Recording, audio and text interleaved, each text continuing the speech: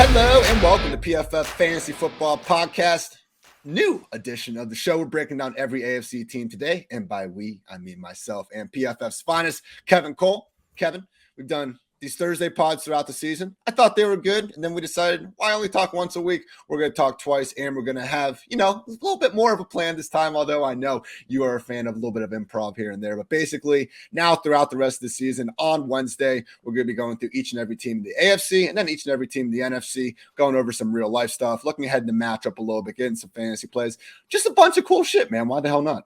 Yeah, let's do it. And let me tell you, I like the improv, but I also prepared. I have notes here for all of these different AFC teams, except for one. For one team, there are no notes, but there's a section there with just my dried tears. There's nothing but my dried tears. Can you guess which team in the AFC just has my dried tears there? Texans? Are they that gross? But I feel like you wouldn't be crying over them. We're not crying too much over the Texans. I don't think. I'll give you one more guess. Colts. Close, but whatever. I think Pittman will be fine when he comes back. This Pittsburg Steelers. Nothing but dried tears there. I mean, like Najee Harris, this guy was a late first round pick and then a second round pick. I mean, Deontay Johnson, I guess you're still starting him, right? You got no choice. So you're starting him, although he's, maybe like a wide receiver 3-ish sort of guys this season. Pickens and Claypool are almost unstartable at this point. Just a lot of bad. Freiermuth, I mean, whatever. You might get lucky and get a touchdown every week, but just a lot of bad going on over there. I actually tweeted right before the show how Deontay Johnson through 2 games, 13 catches for 112 scoreless yards. I've never been more convinced that he's truly an elite receiver, Kevin. But unfortunately, that's life with Mitch Trubisky under center. More on the Steelers in just a bit. Let's kick things off with the basically, Super Bowl favorites right now. The Bills 2-0 right now, looking unstoppable. And Kevin, is Stephon Diggs the NFL's wide receiver 1 at this point? I know we talk about Tyreek and Devontae Adams and everything, but it did seem weird, like real life and fantasy, how he just didn't seem to be in that top tier. A lot of people had him ranked 4th going to the season. No one's saying Stephon Diggs is bad, but for your money's worth, Kevin, Stephon Diggs, the wide receiver 1 in the NFL? I'm going to say no. I mean, I think it's as good as anyone, maybe talent-wise, if you want to talk about that sort of thing. I would have trouble ranking him above, Cooper Kupp, probably even Justin Jefferson. I know Justin Jefferson had – the other team was catching all of his targets last week, so that didn't help. But I just put him in that next category, and just you can't say he's definitively, I think, below anyone else in the NFL right now, other than maybe those 2 guys from a fantasy perspective. Pure madness so far. He's caught 20 of 23 targets, 270 yards, 4 touchdowns. The number 1 fantasy player, regardless of position. Fantastic matchup this week. They're going to Miami. Buffalo's a 5.5-point favorite. Game total, 53. Expecting plenty of points to be going up there. With that said, we know Josh is in there. We know Diggs is in there.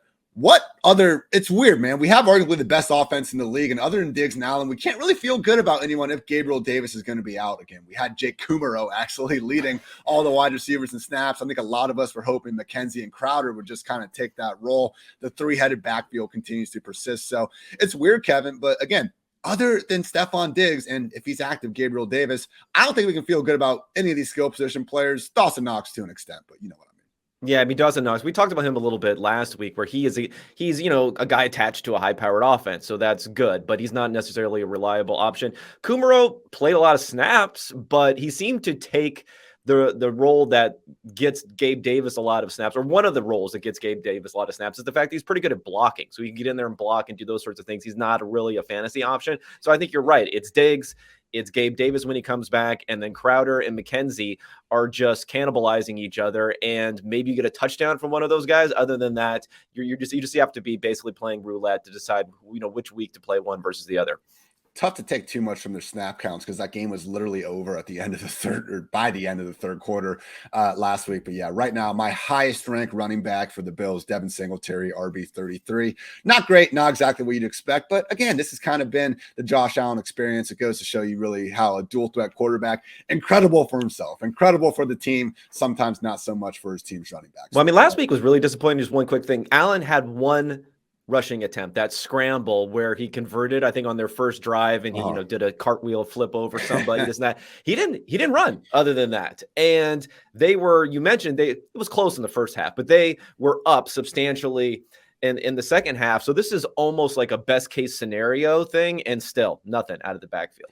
Yeah, it was, and the Titans got absolutely, killed by Saquon Barkley on the ground in week 1 too. So maybe, just maybe, Josh Jacobs bounce back week. We'll talk more about that in a bit. Yeah, that's where the running back position is, right? I know, seriously. We're talking Josh Jacobs already. And I'm genuinely excited about it too. All right, we got the Miami Dolphins, talk of the league right now, sitting there at 2-0. Tua coming off the 6 touchdowns, and just really fun stuff from Mike McDaniel so far. Look, Kevin, I'm not sold on Tua being this elite top 10 quarterback already, but what I am more and more sold on is both Tyreek Hill and Jalen Waddle being absolute ballers, and just Mike McDaniel kind of living up to the hype of being one of the next great minds. Through 2 weeks now, number 1 in play action rate, number 1 shift motion rate.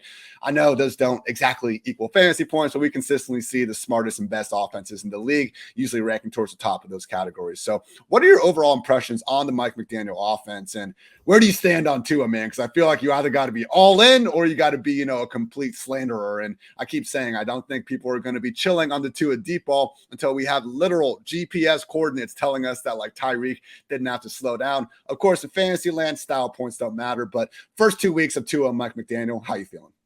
I'm feeling good, primarily because my takes are looking pretty good. I called Tua 2017 Alex Smith. That was my take going into the season, and this is what it is. Remember, Alex Smith was the greatest deep passer in the history of football that year, but it helps when you have Tyreek Hill running wide open. So Tua doesn't have the Josh Allen upside. He doesn't have the Patrick Mahomes upside, Justin Herbert, all those guys. But in this offense, the way they're playing, it can be successful. I think the most important thing, though, for McDaniel in this offense, we'll see if it continues. I don't know if it'll continue or not.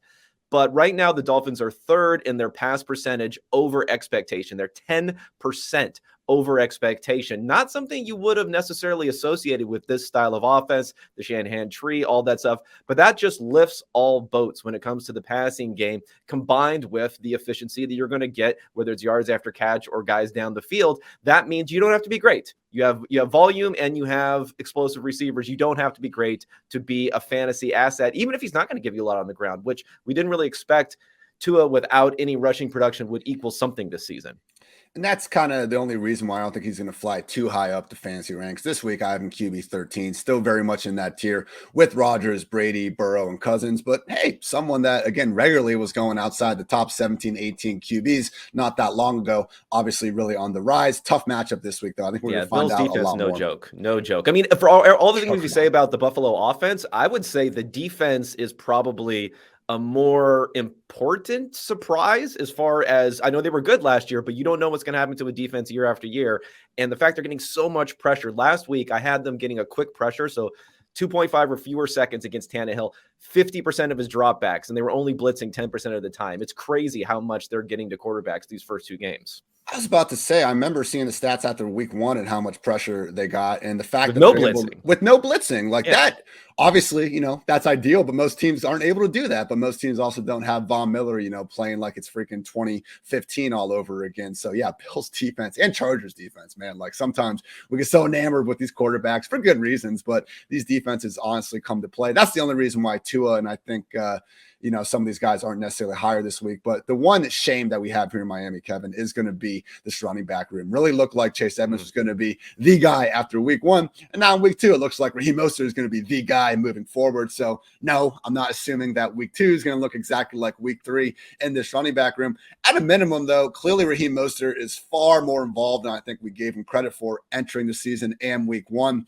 Do you really want anything to do with these guys this week, though? I think the highest one I have ranked is going to be Mostert by a hair, but I have him RB 39, Edmonds RB 40. It just feels like a stay away until we have some idea what's going on here.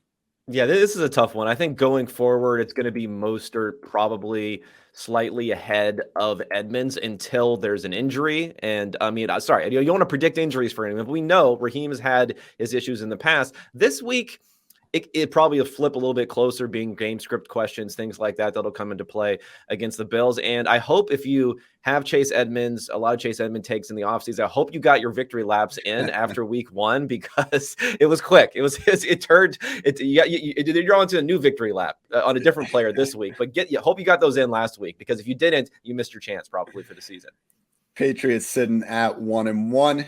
hey, this offense last year, 6th ranked scoring offense through 2 weeks. They ranked 29th. We're kind of seeing the same thing in New England versus Dallas, where we have these running back situations that I think rightfully we were optimistic about going to the year, especially New England, if it could get down to 2. The problem is, I think the assumption we were putting into that ranking was Dallas being the reigning number 1 ranked scoring offense, New England being 6th. Do you think Mac Jones and company are going to turn around? Because honestly, Kevin, it's been now like 6 straight weeks of seeing this offense not look good, and then also hearing everything about training camp and not being good. And as fun as it is to blame every single mistake that Mac Jones makes on Matt Patricia, like, are we going to see an improvement at some point, or do you think this is just what the 2022 Patriots offense is? I think we'll see an improvement. In week 1, they had a couple of 50-50 balls to Devontae Parker. Not only were there 2 incompletions, one was a tipped interception. They had the strip sack for 6 points in week 1. And that Steelers defense played pretty well. They didn't sack Mac Jones without TJ Watt there, but they still play. There's still a tough defense on the back end there. So yeah, I think they can get it together. A sneaky positive development for those of us, including me, who are still holding out hope on Ramondre Stevenson, was the fact that with Ty Montgomery out, we'll see what happens with that going forward. He did boost up to getting about 60% of the routes run in this game. So much higher than he was before. He only got 1 catch, so he didn't have the production there. But at least from a usage perspective, we're just hoping and praying that he is going to be that passing down guy. And then, of course, at 230 pounds, he can do some of the stuff on first and second down too. It took a while to get here. I'm not so sure everyone's bold. Ramondre Stevenson's sleeper case in the offseason included all these retirements. It's on life support. I'm trying to pump it back up. I'm with those, I'm rubbing the things together and like pressing on the chest right now to get it going. And we saw some signs. We saw a couple little beeps on the heart monitor this last week. For at least he was running routes. No, exactly. We're here now. It took a lot of things to happen to get here, but we're here at this point. So for me, Ramondre Stevenson, my RB22, because he's the pass catching back in a 2 running back committee right now. So I actually would be starting Stevenson over Clyde Edwards-Helaire, Miles Sanders, Ezekiel Elliott, James Robinson, among others. And I don't think it's, particularly close. He's going to be someone you literally can't sit if Damon Harris ends up being hurt. I don't think he is. We all saw him kind of get rolled up on at the end of that game, but literally in the post-game presser, his exact quote, "I'm fine, dog. Look at me. I'm fine." And they had the exclamation points on that too, Kevin. So I really do think that Damon Harris. Was it 1 or 2 exclamation points? One after the dog and then another one after "I'm fine." So come on. Okay. All right. That's strong. That's strong. Okay. That's just a usual workload guaranteed at that point. Yeah. So Damon Harris also, good with this condensed backfield. Again, in the year 2022, we can live with 2 running back committees, 3 or 4 like the Patriots usually do, or when things get annoying. Maybe Pierre Strong gets more involved as it goes on, but he's actually playing through a shoulder injury himself. Ty Montgomery's still on IR. So for the time being, both Stevenson and Harris are viable starts. Stevenson just gets the edge because of that pass down work. So this week they are facing the Ravens. Baltimore favored by 3, game total of 43.5. Look, Kevin, I don't need people to pull up my life betting record. I'm well aware I'm not, someone that's hitting these, bets at a 57% clip or whatever you need to be long-term profitable. Ravens only by 3 though, man. Like that just seems like a mismatch to me. Yeah, it's funny. I was on another podcast yesterday where that was this guy's pick was Ravens 3. I mean, it's okay, but I guess I'm a little bit more positive about the Patriots going forward. The question will be for the Patriots here is, I saw some people getting excited about Jacoby Myers, or at least, and whatever, everyone's confirming their takes, I guess, on this, but let's just not talk about these guys. Can we just not talk about Patriots wide receivers? I don't care what happens in one individual game. In this last game, we had some of the routes go down for players because Kendrick Bourne was, hanging out in the doghouse week 1. So now he's back in. So you got Bourne out there, you got Aguilar out there, you got Devontae Parker out there, you got Jacoby Myers. Whatever happens 1 week, all it's going to do is ensure that if you decide to start someone, you start them the next week and you missed it. You missed the 1 week that they had here. So let's just stay away. Let's not talk anymore in fantasy land about Patriots wide receivers. Thank you. Talk about a team with a bunch of good wide receivers. The New York Football Jets, 1-1. Last week, Garrett Wilson obviously had his coming out party. Joe Flacco now 5 straight games with at least 300 yards or multiple touchdown passes. Seems like he's going to be back under center at least for another week. The return date for Zach Wilson has seemingly been staying at week 4. So looking past the Bengals matchup for a second, Kevin, what's this going to say about Zach Wilson if he comes back they've given him extra time to be healthy, and he still can't move the ball in the offense because Flacco has shown us it's possible. He's shown us what Garrett Wilson can do. We saw Elijah Moore really break out more so with Flacco under center last season. Corey Davis does Corey Davis things from time to time, but Zach Wilson, man, I feel like this, unlike Justin Fields and the Bears, where like, who the hell knows based on kind of this roster and team they put around him. I actually feel like by the end of the season, we'll know if Zach Wilson is the guy or not. Or do you think it's still maybe too soon to tell? No, I don't think it's too soon to tell. I mean, you mentioned the receivers they have, all that they spend on the offensive line. They brought in multiple tight ends. They have, offensive coordinator in from San Francisco. Again, another Shanahan guy who's solving everybody else's issues, but not for Zach Wilson. So I think we'll know. I just think for fantasy purposes, like, I don't know I'm not endorsing anything, but if you're familiar with Jeff Gillooly, you know Jeff Gillooly is by any chance? You may not know him. No. So Tanya Harding, Nancy Kerrigan situation. For fantasy football purposes, we might need to make sure, Zach has a little bit of an extended. Was that the bodyguard guy that actually? Oh my God, that was her ex-husband actually who did that there. Okay, I'll take that back. We don't need that to happen. But take your time, Robert Saleh. Make sure his mind is right, not just his body. The body, the mind and the body, hand in hand. The mind could take 8 weeks. It could take 10 weeks. It could take the entire season to get right. Okay, I'm just letting you know now. We can stick with Flacco. I'm okay with that if we have to. It is weird, though. Again, said a lot of good things about Joe Flacco, but ahead of this matchup, at home against the Bengals, Cincy 5-point favorites, game total of 45.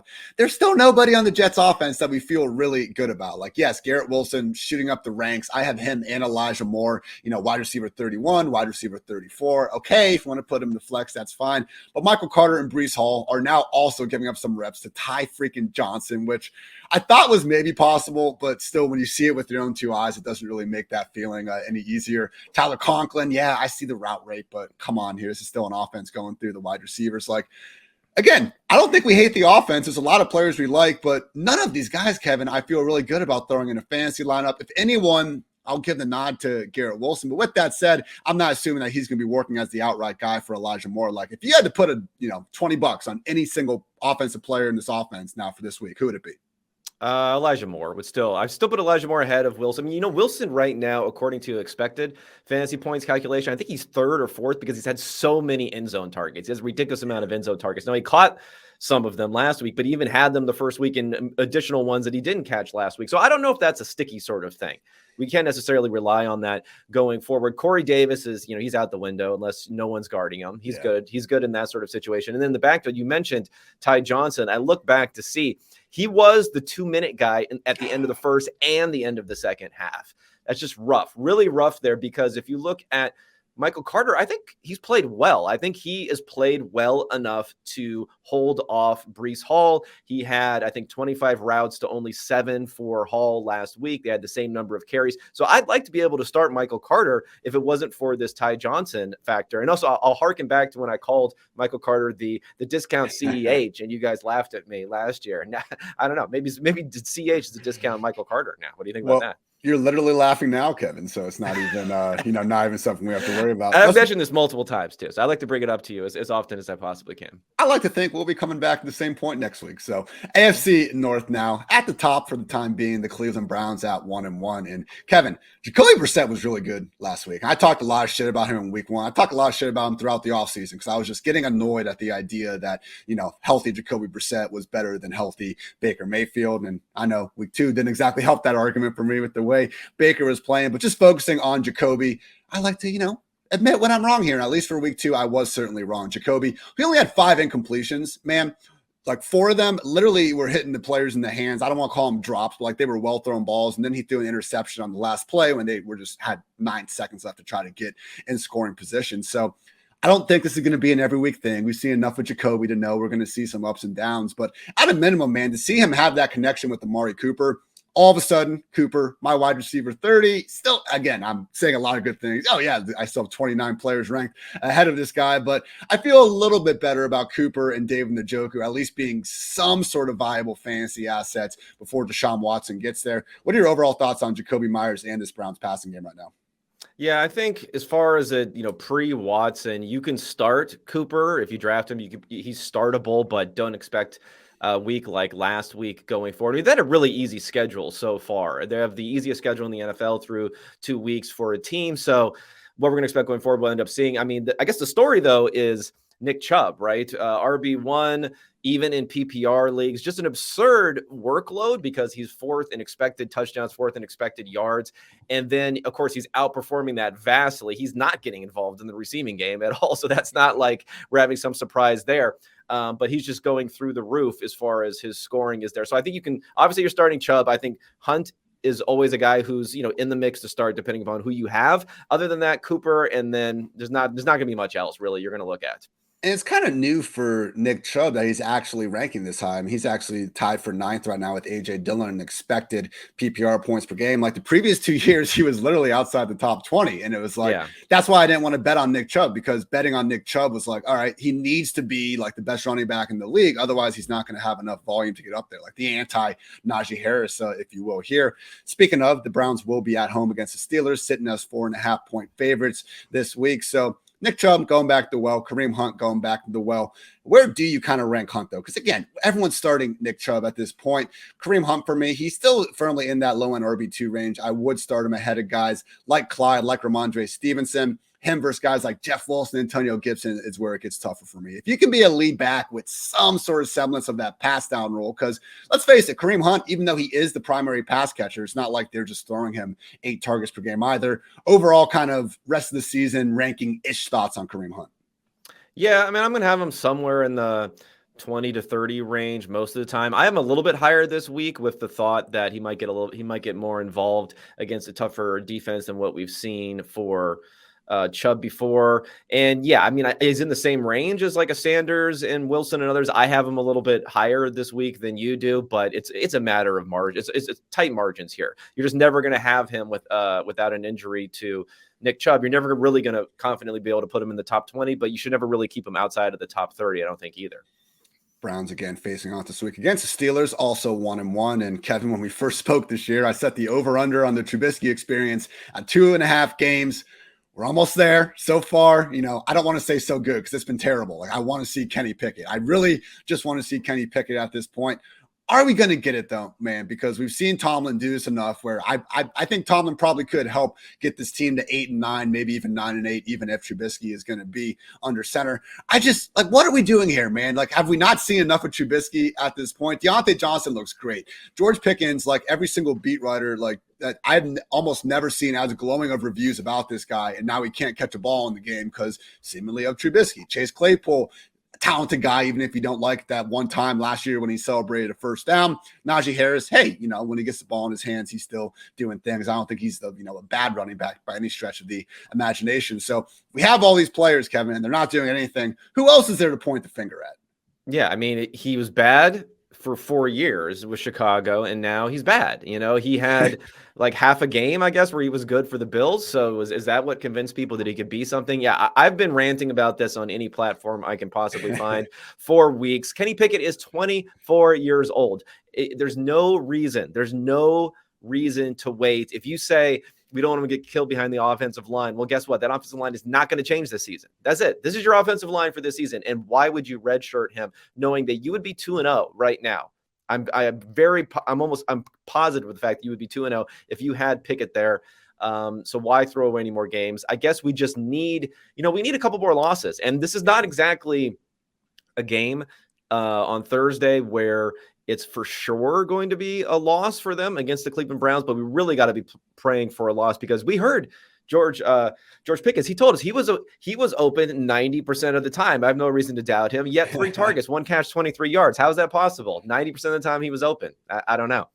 Week 1, I mean, he got loose downfield. Could have been like a 90-yard house call on Eli Apple. And, guess what? Overthrown. Might not have much of a choice this week. This one surprised me. So the Cleveland Browns this year have allowed 6 yards before contact on rush attempts on 39 carries. I mean, there are a couple other teams. The Colts have somehow allowed 0. The Lions just 3. But the Browns truly, and that was one of the reasons why last week, one of my bull calls was thinking Elijah Moore was going to go off. And no, it didn't work out. But Flacco going for 300 plus and 4 touchdowns. I would like to say the process was right, as my entire family leaves me and we're just going bankrupt over my Elijah Moore call. But looking ahead to this week, like maybe this is finally the Pickens breakout, man, because he has been out there all the time. And this has kind of now been a 2-week lull. DFS streets, maybe, Kevin. I know you do some later week articles on the potential tournament blowups, but for me, at least for showdown, George Pickens seems like the guy that I'm going to be, really trying to captain. Yeah, I mean, it's a tournament sort of play, but you're just hoping the Browns are good for at least one 75-yard coverage bust touchdown per game. So you just have to hope that goes to the guy that you're choosing, because that's probably the best way for Mr. Trubisky to put some points on the board is if someone is running free with no defenders within 10 yards of him. Yeah, and I will say Denzel Ward under current defensive coordinator Joe Woods, he's only been asked to shadow one time. That actually was last year, week 17, against Deontay Johnson. So if there is one cornerback to be afraid of in Cleveland, it's Denzel Ward, not expecting him to be on George Pickens. And no, don't bench Deontay Johnson just because of the tough matchup. Tiebreaker, okay. And yeah, this is just not really a good game. Why did the Thursday night gods give us this game? We may never know.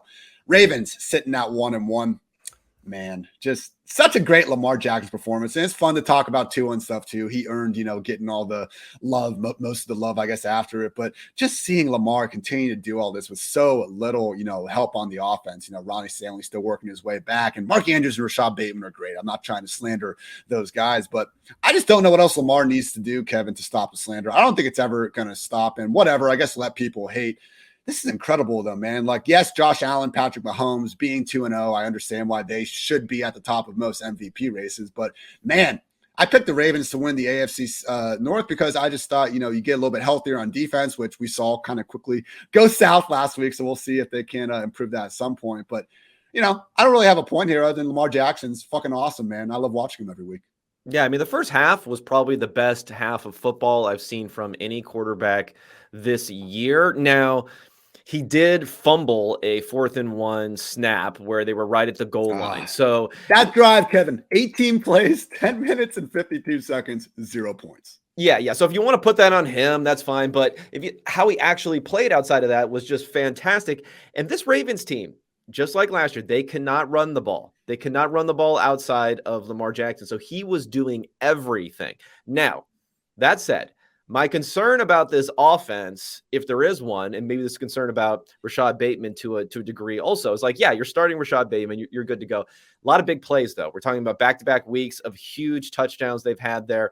He is in the top 5 and is scoring over expectation. You're just not normally going to have those big plays. He's only running 70-ish% of routes. He's not a guy who's out there like Jamar Chase has run 100% of every single route he's been out there. So he's off of the field. Sometimes there are things like that to be concerned about. And from Lamar Jackson, too, a lot of big plays there. He had the very long 79-yard touchdown run, too. So those are not sustainable. There's going to be a little bit of a regression there. But as far as proving football people wrong, Lamar Jackson cannot be a better environment for doing that because they can't run the ball at all. This is not a scheme system. This is not a system thing. This is a Lamar Jackson thing.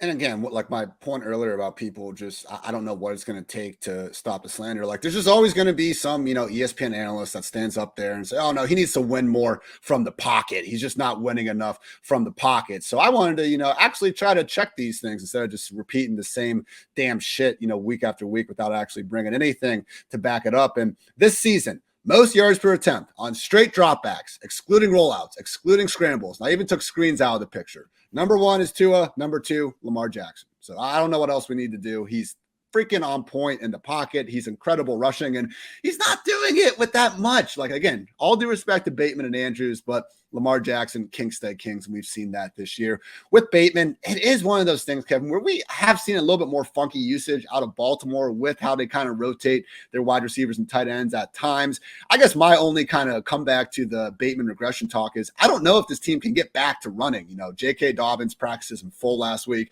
Harbaugh calls them week to week. You look at the running backs they have. Kenyon Drake this year, 39 rushing yards on 17 carries. Justice Hill has 20 on 5. Mike Davis has 15 on 7. Lamar Jackson is the offense. And as much as they want to party like it's 2019 again, I see no kind of just end in sight for them to be able to even start running the ball. Yeah, no, I agree there. I guess my only other thing that I would say is Lamar Jackson has actually been making Devin Duvernay and Demarcus Robinson look pretty good. So he's not reliant upon Rashad Bateman. The way he's playing right now, he's kind of reliant upon Mark Andrews. Mark Andrews is going to get his no matter what. If a week, 2 weeks, 3 weeks went by with Rashad Bateman is not getting enough targets, isn't getting those big plays, kind of has a down stretch. That can happen, I believe, in this offense because he is good enough getting the ball to where it needs to go, get it to all the different receivers. And, Devin Duvernay, he's way over expectation so far this year on his scoring too, how good he's been throwing to him. And DeMarcus Robinson looks like kind of like it was when he was with Patrick Mahomes, where he can be useful every now and again, at least as a third option. Moving on to the 0-2 Cincinnati Bengals, lost to Mitch Trubisky and Cooper Rush. That's a tough one to swallow.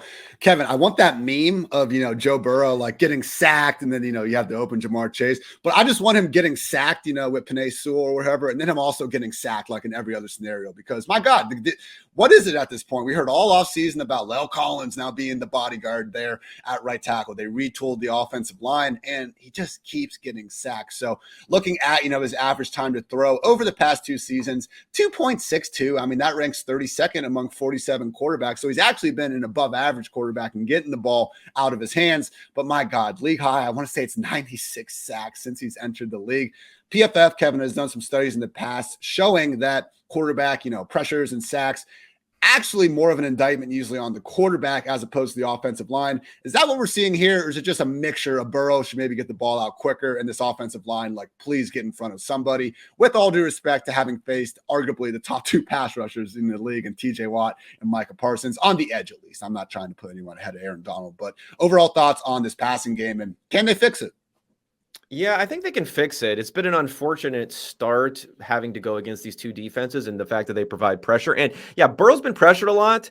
His offensive line has been bad, according to the numbers that I have, which look at time to pressure and then kind of allocate how many sacks belong to the offensive line versus Burrow. But then Burrow is still primarily responsible for all of these sacks. And yeah, is like I said, tough defenses to go against.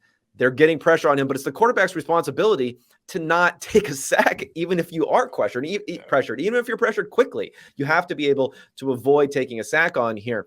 Just to give some numbers for what he's been doing these last couple of seasons. I mean, he's taking a sack last year on nearly 30% of his pressures. This year, it's up to nearly 40% of his pressures. It doesn't really matter how often you're being pressured. You cannot take sacks almost every other time that you're pressured. You have to sometimes be able and willing to get rid of the ball. So I'm going to put most of it on Burrow, but his offensive line is not helping either. Looking ahead to this week, they are going to be at the Jets. Still 5-point road favorites, game total at 45. You're still probably going to be riding with Burrow in more leagues than not, but we know he's kind of in that tier of guys. Like if you want to put a Stafford ahead of him because of the matchup, I don't think that's egregious. Obviously, Chase and Higgins and Mixon in the lineup. Hayden Hurst, though, starting to emerge as maybe one of these tight end streamers that you can actually get behind with Dalton Schultz out of the picture. I believe Drew Sample got hurt last week. We'll keep an eye on that. But even in week 1, Hayden Hurst was having some pretty good usage numbers. Looking at specifically week 2, 87% routes on Joe Burrow's dropbacks. Only tight ends with more: Dallas Goedert, Tyler Conklin, Cole Kmet somehow. I guess when it's 10 dropbacks, you'll get there. Kyle Pitts, Zach Ertz, and Travis Kelce. So Hayden Hurst, Kevin, for you, is that someone that we can actually start to look at as more of a borderline tight end 1 after really, just being ignored throughout most of the offseason? I won't say borderline tight end 1. I'll say usable. If you picked him up and, your guy has kind of gone poof or was just a speculative sort of guy, he's someone that you can end up starting here. And let's remember, Hayden Hurst, more draft capital behind him than Lamar Jackson. Let's never forget that. He's going to have the poor guy. He's going to have that attached to him for the rest of his career. So high-end talent, first-round talent.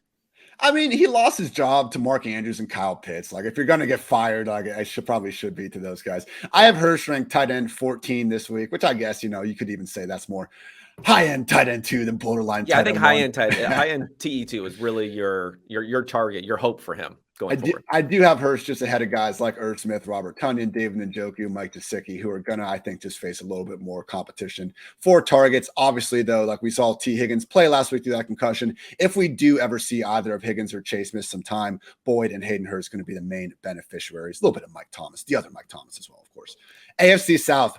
First place Jaguars, Kevin. What a time to be alive. They had the division's only win at this point. That one kind of surprised me as I was putting the show sheet together. But 1-1, Trevor Lawrence, I was not impressed at all in week 1. I wouldn't say I was uber impressed in week 2, but he at least limited the mistakes, and his stat line would have been a lot better if Jamal Agnew, I'm not sure why he was the one they dialed up the deep ball to, but really well thrown from Lawrence, hit Agnew in the chest, just couldn't come down with the 40-yard catch. But the one guy that's not impressed me the most, Kevin, team watched the film here, Christian Kirk, and just what he's been able to do in the slot, looking just elusive as all hell. He's now my wide receiver 13 on the week in full PPR scoring. Just, I don't know if Zay Jones, Marvin Jones, Evan Ingram, these other guys, even ETN, throw them in there. I'm not sure if Lawrence is going to be able to enable more than one guy, but Christian Kirk, man, has gone from the most overpaid wide receiver ever to someone that I think needs to be in fantasy lineups of all shapes and sizes here moving forward.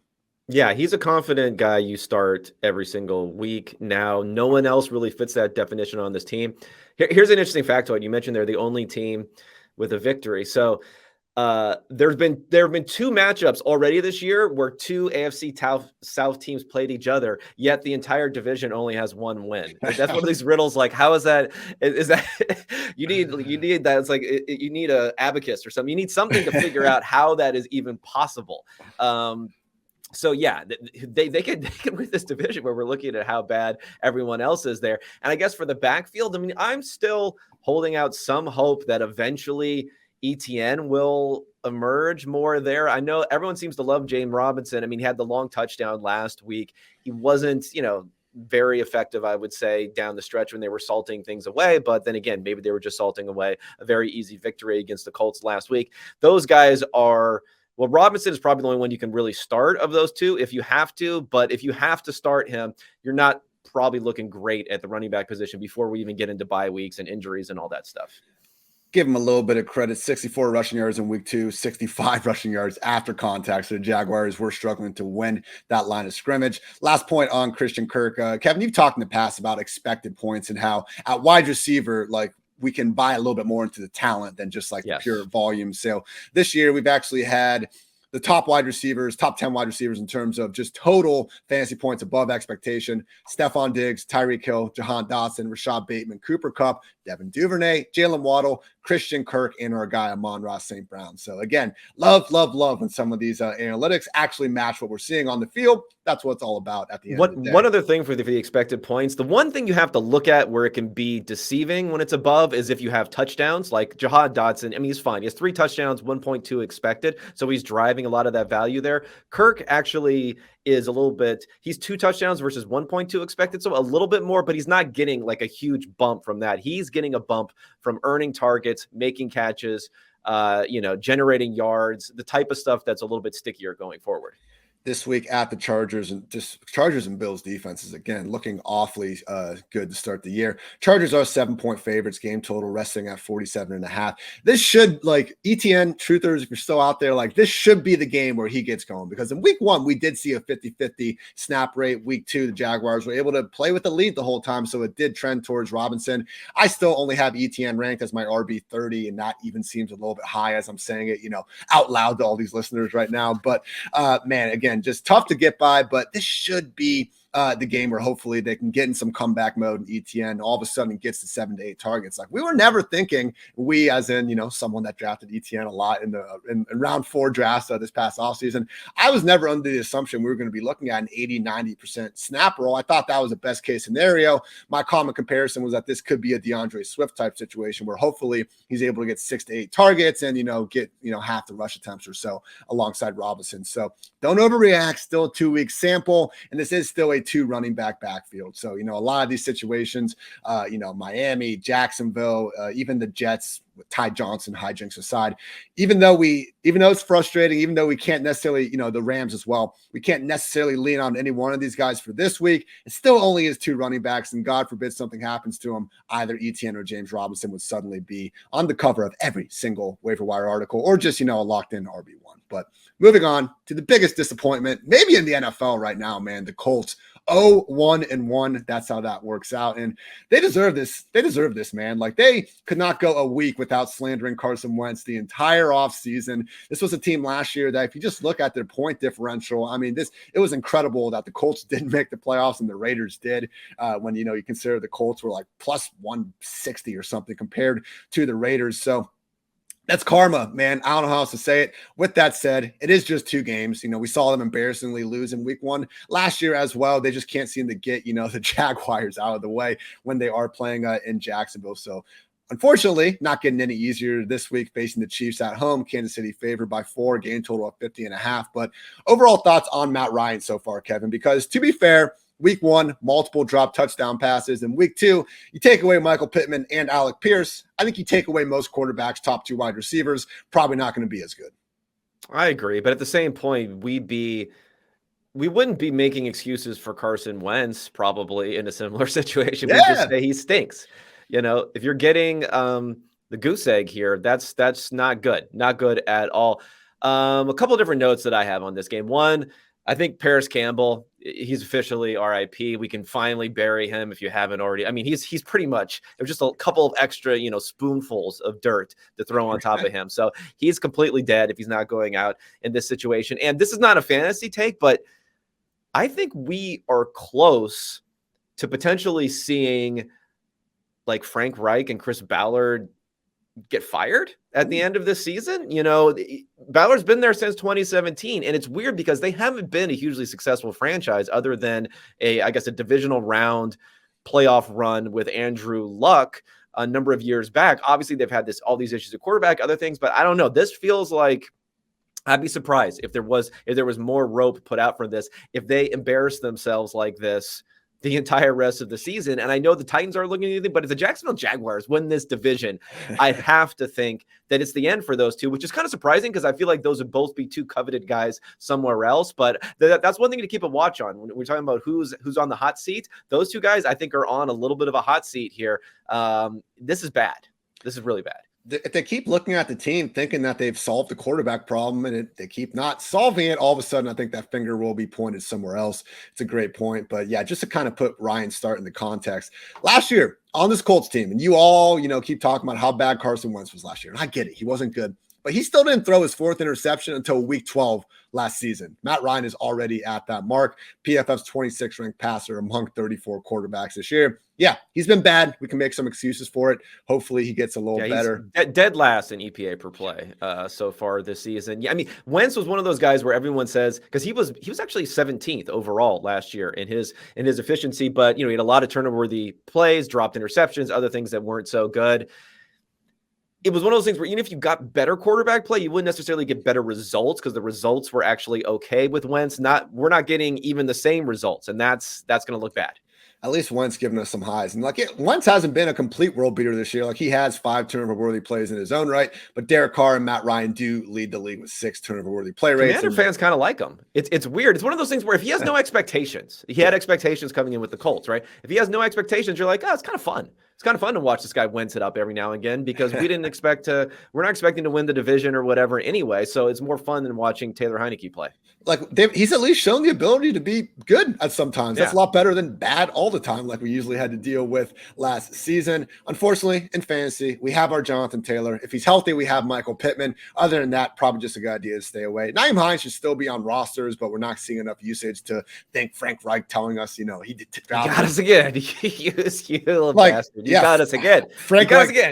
Frank Reich, terrible at fantasy football. We now know that after giving out that advice. Ashton Dulin, if you're freaking desperate, okay, I guess, but just not really looking good. Let's move on to the Houston Texans. 1-1. Never forget they punted at the 50-yard line in an overtime game, with 15 seconds left. So no interest in seemingly winning this year, and look no further than basically every single transaction they've made over the past 2 seasons. I'm not hating on these players. I am hating on they're clearly not trying to win. Good job, I guess. So offense hasn't gained 300 yards in a game yet. They're facing the Bears this week in Chicago. Bears favored by 3, game total 40.5. Brandon Cooks still going to get the volume. He actually dropped a short 6-yard touchdown last week, so I'm not too worried about that. I think the only other point here to kind of talk about, Kevin, is what to make of Dameon Pierce. He did get back, actually was treated as a starter, took every single early down rush attempt, but still, man, and this was my concern in the preseason, why I didn't want to draft him in round 5 when he was on a rocket ship to the moon. He's still the early down back for a Houston Texans offense that's objectively terrible, and they have been terrible. This is the league's worst backfield in terms of expected fantasy points over the past 3 seasons. Dameon Pierce this week for me, he's RB 34. That's a nice boost. But even Pierce versus guys like Michael Carter, Tony Pollard, Devin Singletary, like I'm not going to go punch you in the face if you say you want to start Pierce over them, Kevin, but I still think it's close. And it's a shame that when we have Dameon Pierce, again, receives such a big role, and I'm still like, I don't really know if I want to start him. Yeah, I feel like Pierce is one guy, and I'll mention another guy from Houston. Again, we're talking about the Texans here, so we're not getting too excited about anything, but Pierce is maybe a guy, if you're in a league, you could trade for and get him at like a proper value now. If someone is capitulating, someone has a couple of other starters, they may not need Pierce there. That's a possibility there. I guess Nico Collins is the other guy. Again, we're not getting excited about any of these guys. We know Brandon Cooks is the man there. But Collins was at wide receiver 46 in expected points, but he was up to wide receiver 21 in week 2. And, Cooks hasn't been the healthiest guy. So there is like an outside chance that if Cooks gets injured on a week-to-week basis, if you're really desperate during a bye week, maybe Collins will emerge as someone who had a lot of positive buzz during the offseason, as someone who's usable. So if you have a long bench, maybe you can stash him there. Otherwise, I don't have much advice as far as the Houston Texans are concerned. Moving right along to Tennessee Titans. 0-2 at this point. Not looking good. Obviously had that close loss to the Giants in week 1 and then got blown the hell out by the Bills in week 2. I don't want to completely freak out about the week 2 game, though. Again, we saw the Bills at the Rams in week 1. The Bills might just be like the best team in football by a decent margin at this point. If you look at the Titans schedule coming up, they got the Raiders, the Colts, the Commanders, and then a bye, then the Colts and Texans. So do you think this is the beginning of a run, Kevin, where the Titans get back to being a pretty damn good football team? Or is this just the 2022 Titans and, unfortunately, another bad team in the AFC South? I mean, pretty damn good. No. Like good to, mediocre to good. Yes. I think they can get back there. I think Derrick Henry can get back on track. I'm not certain at this point that he is, washed or I thought he's looked okay. He just had nowhere to go this last game. Again, Tannehill was good week 1. He was very efficient this game. Like I mentioned, quick pressures 50% of the time. There was just nothing that he could really do in this game. The one thing to note that we're all happy about, especially me as someone who had Treylon Burks as the wide receiver 1 coming in to this year, is that the fact that he finally was out there a lot. Vrabel still, when he talks about Treylon Burks, he talks about it like he looks like he's concurrently like passing a kidney stone or something. Like he hates Treylon Burks so much, but they're forced to put him on the field because they need to be able to do something. He's over 3 yards per route run. He's actually been the most efficient yards per route run of any rookie receiver this year. The problem is in totality, he's only in the 40% as far as routes run, but he was up around 70% last game. So that's what we're going to look for going forward. Yeah, he may run the wrong routes every now and again. Maybe he's, a little lackadaisical from time to time, but the dude's talented and they need to have talent out on the field, or else it's going to be a very, very long season for this Titans team. Again, unfortunately, with the volume involved, still tough to get behind him too much because he's not dominating targets as much as A.J. Brown was. And also, A.J. Brown just had to be a freaking monster, man among boys, in order to make the most out of that run-first Titans offense. I'm with you. I'm not, hitting the fire alarms on Derrick Henry yet. And you want to sell Derrick Henry at probably his lowest value ever at this point? Keep starting him. I feel like it's funny, Kevin. If you look at like the top running backs, all of the top running backs last week sucked. But now you look at their matchups this week: McCaffrey, Taylor, Barkley, Cook, Eckler, Henry. They're all home and all in spots that I think we could, easily envision that, 100 plus 2 touchdown games. Everyone's getting there. Why did we draft Derrick Henry at all takes off right now? Come on, guys. How many years do we have to go through this? The guy's going to go for 103 touchdowns this week. And then the conversation is going to be, oh, why wouldn't you draft Derrick Henry in round 2? Lowest point ever. So let's move on. Last division here, AFC West. Thanks as always for tuning in here to a lovely edition of PFF Fantasy Football Podcast. Got the Kansas City Chiefs sitting atop at 2-0. If they keep this up, Kevin, and if the Bills keep this up, who's your MVP, Patrick Mahomes or Josh Allen? I mean, Josh Allen, I think, is MVP. I mean, I'd say Jalen Hurts might even be like second-ish at this point. Then you have Mahomes, Jackson, Tua. I don't know. I mean, he does a lot of touchdowns last week. So I say those are the guys that are going to be in there. But no, I think Allen has been, at least ahead, maybe not head and shoulders, but ahead above him because he was good in both games. Mahomes struggled a bit in that last game. And we saw that a decent amount last year. We saw it periodically the year before where he can have some struggles, and he did in that game. But I think generally you're still happy with what you're seeing if you have Mahomes on your roster, if you have Travis Kelce on your roster, if you have CEH on your roster. I think you're feeling pretty good about what you've seen so far this season. Not feeling quite as great for, the Juju Smith-Schuster truthers out Oh there. yeah, that's true. People were calling him this year's Cooper Kupp after 30 minutes of play. It's been a rough last 90 minutes for Juju. With that said, Mahomes told us this before the season. He said, I think he literally apologized to fantasy managers and said it was going to be a different wide receiver every week. Week 1, it was mostly Juju. Week 2, it was Mecole Hardman. Let's get a few more data points, under our belt. No, I'm not ranking Juju as like a must-start top 24 guy. Still someone that I think you'll be hard-pressed to rank, more than 30 or so wide receivers in front of. MVS is the one that, it'd be a lot cooler if we could at least get some air yards out there. It's kind of been confusing to see how he's being used, but this could be, the blow-up spot for all of these guys. A fun stat from the always great Lord Reeves, Rich Rebar over at Sharp Football Analysis. But Mahomes against Gus Bradley, career 17 touchdowns and 2 picks. This could be a slaughter out there. And I don't think that Stephon Gilmore is going to necessarily be used on any one receiver. Just looking at the way the Chiefs move them all over the field, Gilmore's only spent 1 snap in the slot all season long. So, yeah, Chiefs offense still expecting more of the same. Again, 4-point favorites in Indianapolis at the 50.5 point game total. How are you feeling about Clyde Edwards-Helaire, Kevin? I think that's the only other kind of question here, because on the one hand, he's scoring touchdowns. We saw the big chunk run last week. I've never seen a guy like have open field in front of him and still, keep the 2 hands on the ball that long. I don't know, man, like go be a playmaker, but whatever. You gain the yards, With that said, he got outsnapped by Pacheco in week 1. And because of the game script, I get that. Jerick McKinnon in week 2. This still is a 3-back committee. Is Clyde like, I don't even know if you can sell high in him, because I feel like people still like aren't really accepting him, but would he be someone where if you can find, the opportunity to swap him for, an RB2 or wide receiver 2, would you make that move? Yeah, I don't know if I make that move, because like you mentioned, I don't think anyone's valuing him that highly. I think he's useful. He's like useful. So if you can combine him with someone else and try to upgrade, maybe if someone thinks they're getting 2 useful pieces, someone who needs a running back to put in there who they feel like they can actually start, I think that's the way to go with him. And I know this wide receiver group you mentioned, you don't know who it's going to be. Any week it could be anyone. Except Skybor. It can't be Skybor last week because he ran 0 route. Well, he ran 1 route, but it was on a play. I think there was an illegal procedure or something. It didn't count. So 0 routes. I'm gonna go out on a limb and say you cannot be a fantasy producer with that type of usage. Moving on, we got the Denver Broncos 1-1. What's your concern level for Russ in this passing game? I don't think they've been terrible. Like if you want to talk about near misses and the sheeshas, like this offense, like I could probably have like a minute 30 clip already just from these first 2 weeks with some of these near touchdowns they've been able to have. With that said, Judy's banged up. Obviously, Tim Patrick's been out of the picture. KJ Hamler didn't necessarily have a setback, but he's also not playing after they suited him up in the preseason even. So I'm not sure what's going on there. Courtland Sutton, air yards, freaking god at this point. I mean, if you just look across the league, let's see.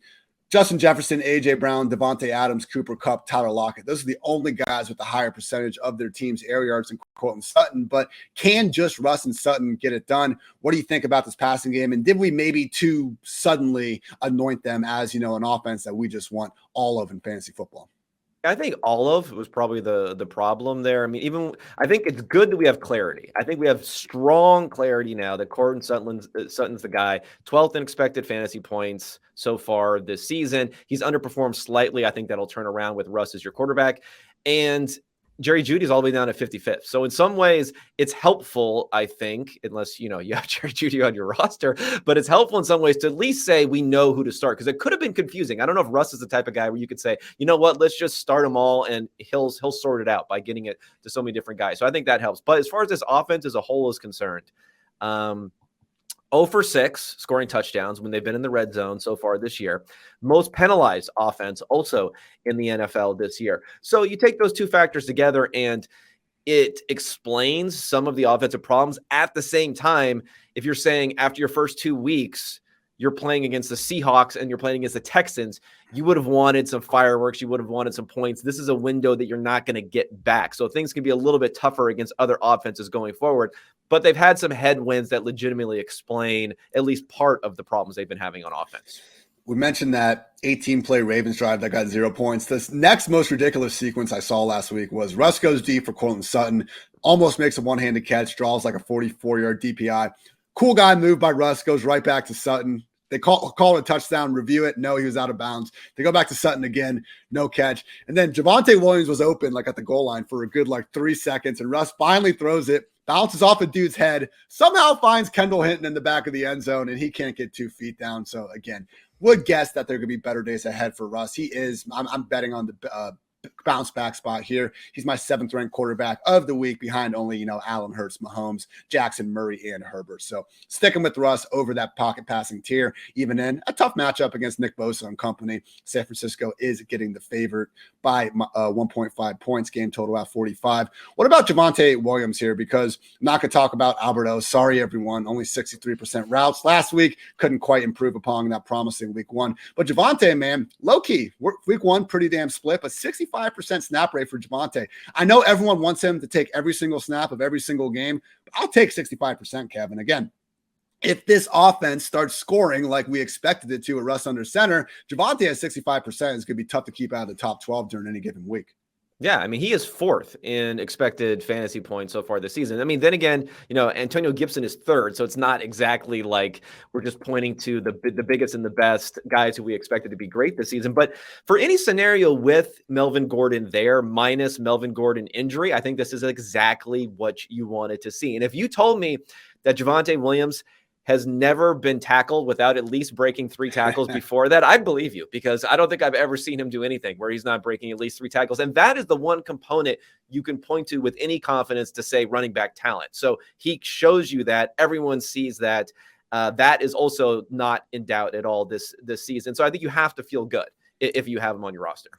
Before we get going to the Chargers and Raiders, I want to give a quick shout out to a few sponsors. The NFL action is in full swing here at DraftKings Sportsbook, an official sports betting partner of the NFL. We're talking touchdowns, big plays, and even bigger wins. New customers can bet just $5 on any NFL team to win and get $200 in free bets if they do. And if that's not enough, everyone can boost their winnings with DraftKings stepped up same game parlays. Right now, for every leg you add, you can boost your winnings up to 100%. With payouts bigger than ever. Why bet on football anywhere else? And to make things even sweeter, you can throw down on stepped up same game parlays once per game day all season long. Download the DraftKings Sportsbook app now and use promo code PFF to get $200 in free bets if your team wins when you place a $5 bet on any football game. That's code PFF only at DraftKings Sportsbook, an official sports betting partner of the NFL. Minimum age and eligibility restrictions apply. See show notes for details. Also, No House Advantage is changing the game by offering the most dynamic fantasy sports platform available today. Play and pick 'em contest versus other people for the shot at winning $250K plus in cash. Download the app, choose a contest, select your player props, earn points for correct picks, and climb the leaderboard for your shot to win big money every single day. You can also test your skills versus the house and 20 times your entry if you hit all your picks. Bet on up to 5 player prop over-unders or individual player matchups across every single major sports league, including NFL, NBA, MLB, PGA, MMA, and NASCAR. Sign up now with promo code Fantasy PFF at nohouseadvantage.com or download the app on the app stores to get a first deposit match up to $25. Make sure to check out No House Advantage today and experience daily fantasy sports redefined, because it's not just how you play, but also where you play, and you won't want to miss out on this. Los Angeles Chargers. Kevin, I want to give you hold on. Breaking news. I just saw something here. I was scrolling Twitter. Well, we may need to go back and redo the whole Bengals section again, because we just got news that Joe Burrow has removed Twitter and Instagram from his phone. God damn it. So that throws I got to redo all my projections. I got to redo the rankings, everything else. I mean, if he did it a couple of days earlier, he's already Wednesday, but I don't know. I'm moving him up. Do you have any comments on that before we get to the Chargers? I have a nice little timeline Twitter here so I don't miss things like that during the show. And thanks, Kevin. Gave me a freaking heart attack halfway through. So thank you for that. Hey, maybe we get, Hey, I will say this, Joe Burrow, someone that we've given a lot of benefit of doubt to, Kevin. Let's face it, that playoff run, he wasn't exactly carrying them each and every game, made some timely throws. I saw the second half of the Chiefs and everything, but, I don't think he won the game against the Titans by taking 9 sacks, a Super Bowl performance. Great throw to Chase, wasn't fantastic. If we get like another month of this, man, I don't know that the fans are going to all of a sudden be giving him as much benefit of the doubt, especially given those wide receivers, if he's scrubbing the social media. So that's my big take on that. But you actually have a take. I wasn't expecting. I was not expecting that. I just feel bad for Bengals fans. Can you imagine? Yeah. They're actually thinking about this and talking about this, and this is going to be like a thing for the NFL is rough, man. If you have 2 bad weeks, that next week before your 3rd game starts is like an eternity, basically. Where it's Wednesday here, and these Bengals fans have been talking about Joe Burrow sacks for 2 days straight, and now they're going to be talking about whether or not he's on social media too much. This is rough. It's rough out there. So stay strong, Bengals fans. I heard Sean Payton talk. I forget where he's been talking all over the place with this off year for him, but I think he was mentioning how tough it is to kind of get guys to buy into changes after a loss, and he was just explaining how best case early in the season is like win ugly, where you still got guys like, all right, we won the game, but guys, we can be so much better out here. Unfortunately, since he hasn't had the chance to do that just yet. If they lose against the Jets this week, man, that's gonna be a rough one. I might have to go peep out my Cincinnati blinds and see if they got some riots going on or anything like that. But what I was trying to lead you into, Kevin, after my ad read, you had Herbert doesn't even have social media, as far as I know. So, like, it's a good transition. Good transition, right, to Justin Herbert. You had a very viral expected points discussion about that Chargers-Chiefs game last week. Oh, and yeah. I thought it made fans loved it. I thought it made enough sense, but if you want to explain basically where that came from, what you said, and how basically all Twitter turned on you for like 20 minutes, or maybe even more than that. But what I will say is what I found funny is, I've seen you post analytics stuff before that fans just can't wrap their minds around. Like Jeff Schwartz, big time football guy. I think he does a good job of like calling out some bullshit sometimes, but even he like wouldn't actually put down what you were saying here. Talk about why the Chargers, in terms of the expected points in that game, should have won comfortably against the Chiefs last week. Yeah. I think it's really more, it was two different things here. One was the terminology where I called it an adjusted score. So people were having fun with that. There was actually some quality material in the quote tweets where this guy had like a picture of washboard stomach. He's like, those are my adjusted abs, and like a picture of a beautiful woman. He's like, this is my adjusted girlfriend. So all those sorts of things. I thought that those are great. Thumbs up to the Chiefs kingdom on that one. But it was just really saying, let's look at like success rates versus some of these outlier plays. Let's downweight things like, dropped interceptions or interceptions that happened that were not turnover-worthy plays, try to figure out, get a better score in that. And I think we all watched that game and thought the Chargers were probably the better team. But the reason people are really upset is maybe my score differential saying it was 26-15 was a bit wider than some people really thought. And I also put the word much into a tweet. So if you put it in a tweet, if you just say they were better, I said they were much better. And boom, that was triggered. It got thrown all over the place. But I ended up getting like hundreds of followers in it. The thing that's funny about social media is those guys don't yell at you. So they're just silently following you. And people are upset at you or yelling at you. But it didn't bother me at all. I went after the Giants this week, so I'll find a new fan base next week. Look, the Chiefs ended up winning that game by 3 points. Like that pick six was a 14, wasn't it like minus 13 EPA on like that? Yeah, it was the biggest play by almost 2 times versus. So, but here's my larger point on it. Okay, so they're playing each other. Let's talk about learning. We're just trying to learn here, people. They're playing each other. The Chiefs were anywhere between a 3.5 and 4.5 point favorite going into the game. They win by 3 points. Now, if that's how much better they were, if they were really 3 points better, and that's fundamental, they would play again and the spread would be exactly the same, because that's about as close as you can be. 3 is the most common score differential. But I believe if they played again this week, it would be 3 points. It might be 2.5 points because people saw the Chargers being better. So my adjusted score, I know you hate that terminology, people, but my adjusted score more accurately reflects our changing expectations, in my opinion, than the actual score. The adjusted wife bet is pretty awesome. There's a lot of adjusted ones. I couldn't help it. I was even using it myself. Like I took a picture. I went on this hike and it said there had been an average of 7 drownings per year. And I said, well, how many adjusted drownings? But yeah, I was getting into the act too. I have to say it was fun. Kevin started slandering himself. I freaking love it. That's the only way to do it. You can't be owned if you own yourself. Chargers this week facing the Jaguars, 7-point favorites, game total at 47.5. We'll keep an eye on the Herbert rib injury. I mean, I don't think I've ever seen a player like just literally give up in the middle of the play out of sheer pain, and then he throws a freaking touchdown after that. I think it's worse than the Jameis injury. Like seriously, I know everyone freaked out about the Jameis thing, but Romo had this in the past. He had a great season. It's really just a pain management sort of thing. The ribs, man, that's tough if you get hit. Because sometimes you have to throw the ball because it can affect how you release the ball, because if you release the ball properly, you leave your rib cage completely exposed. So it could be more of a factor than people are thinking about. Whereas everyone was flipping out about Jameis's broken, he needed a backiotomy and everything else that Jameis needed. It's still tough to be like too concerned about it fantasy wise just this week. I mean, I did move Herbert. We've had these kind of same top 6 quarterbacks, so I now have him at the bottom of that tier. But if you have Herbert, you're still starting him. If Keenan Allen remains out, get Mike Williams in the lineups of all shapes and sizes. I don't care. He could get knocked out. He could get knocked out for a series or something, though. I mean, I'm just saying it's possible. It is possible. Yeah. Any real Austin Eckler concerns? Sony Michel got one goal line carry, and now we're all convinced that Eckler's never going to score a touchdown again. I still see someone that can catch 10 passes during each and every week. If you want to rank him more RB8 instead of like RB3 where you drafted him, that's fine. But once again, like, you want to sell low on Eckler at this point? No, he's still someone that's going to be starting every single week throughout the year.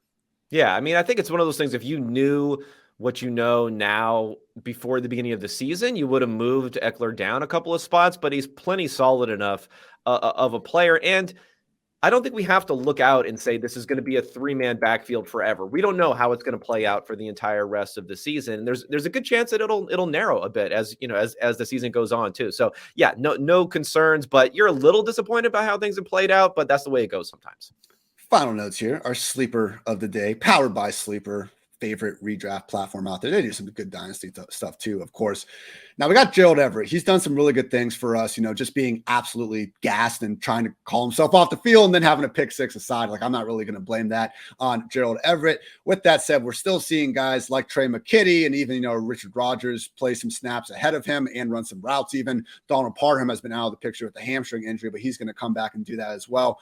With that said, Kevin, I remember last year looking at the Chargers tight ends and being like, every single week I saw the 3 guys involved. So I just kind of ignored it. But then I looked up at the end of the year and Jared Cook had like 85 targets, but he was 35-year-old Jared Cook. So he didn't do anything with them. Clearly, Gerald Everett is making good use of him. Where do you stand on the Gerald Everett kind of debate here, where it's like, is he going to keep producing like a top 10 tight end? Because even if he doesn't have the best usage, he's got freaking Justin Herbert under center. Or do you think, especially once Parham come back, we're looking at more of a boomer bust tight end 2 type?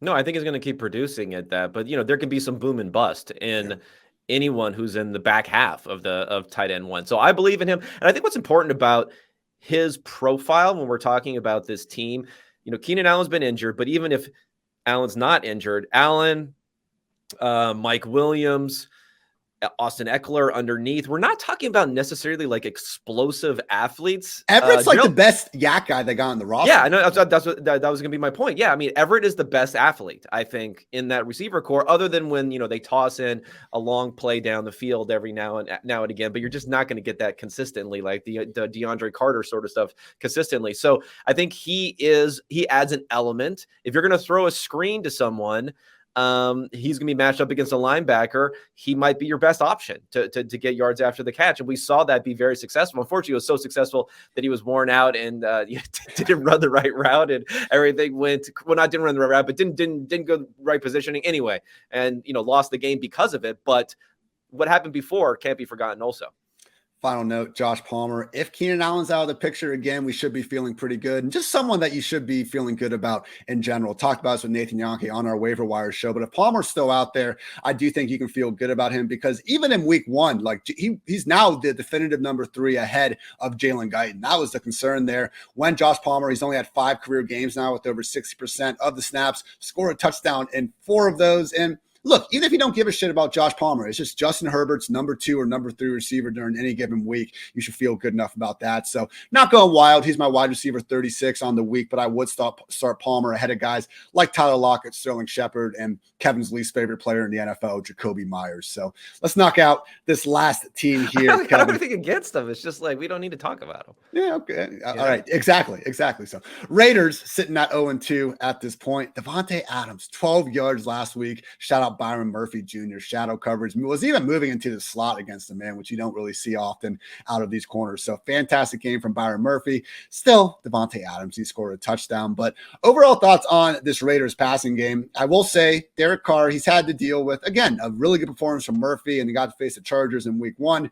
I will say, though, 2 weeks, he hasn't gone over 300 yards. Like, I think pretty trendy, kind of like dark horse. Like, this guy could lead the league in passing yards. What have you thought about what Josh McDaniels has brought to this Raiders passing game through 2 weeks? Yeah, I mean, I think it's fine. The big comeback aside, you can't really necessarily pin that on anyone. Maybe that hurt some of their offense in the second half, not putting the gas pedal down there. I mean, when it comes to Derek Carr, I just don't understand why we're redefining these guys.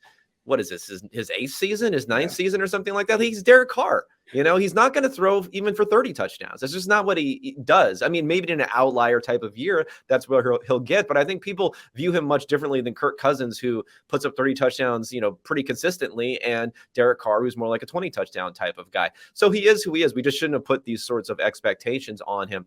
I think the more interesting takeaway in this one, or trying to figure out what you're going to do, is what you're going to do with Hunter Renfrow here, as someone who was drafted, in the early digit rounds. Can you sell him now? Because I don't know. I might look to do that, but I don't know if anyone's buying at this point. Yeah, it's not looking great. And I think I did see he was in the concussion protocol after that end of the game moment there. Big hit by Isaiah Simmons. So we'll see what Renfrow. But yeah, I mean, if Derek Carr is not going to take that step forward, there's definitely not going to be enough meat on the bone for both Waller and Renfrow to get going. And Waller's kind of been living a lot on that touchdown upside so far as well. The one guy I do want to talk about ahead of this matchup in Tennessee, Raiders favored by 2, game total of 46. Josh Jacobs, you said it before, Kevin, like our way of kind of cutting through the bullshit with running backs can be, looking at what they do with the missed tackles and yards after contact to an extent as well. And this year, Josh Jacobs, 3rd among 38 qualified running backs in missed tackles forced per carry. He's 8th in yards after contact per carry.